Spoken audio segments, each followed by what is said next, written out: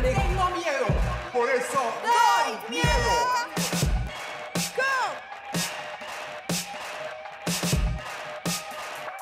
Planté una semilla, pero no sabía que estaba registrada por una compañía. Creció una flor de policía que con un tercer ojo como cámara miraba lo que hacía. No puedo creer lo que veo, ¿qué ves?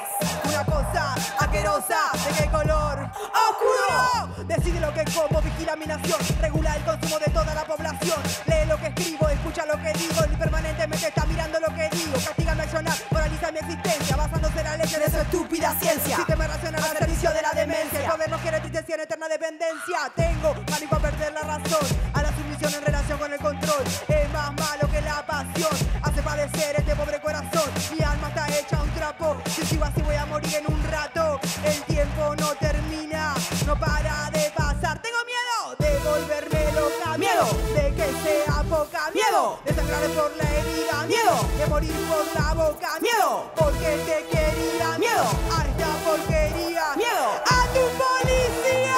Pánico satánico, go, go, go, go, go, go, go, go, go, go, go, go, go, go, go, go, go, go, go.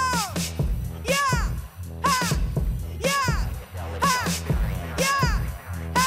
Golpe de estado emocional. Los golpes que me doy son para tapar las visiones. Tengo la cara dura como los boxeadores. Los golpes que me dan son para matar mis razones. Malditas personas, malditas instituciones. Ten cuidado con el que te cuida. Estamos encerrados planeando la huida. Atención, contá tus vidas. No sos tan fuerte como creías.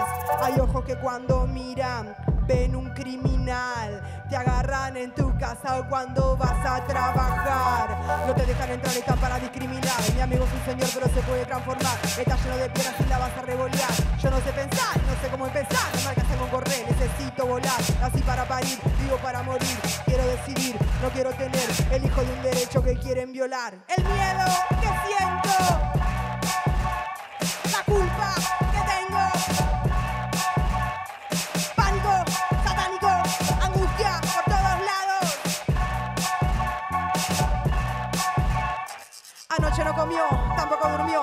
No tiene familia, nadie la visitó. Le pegaron, la dejaron y acá se quedó. Madre nunca tuvo, no necesitó. Vos que tenés miles, no le digas que no. La pobre niña se guacha internada, se crió en el campo como cabra que la cobra vomitó.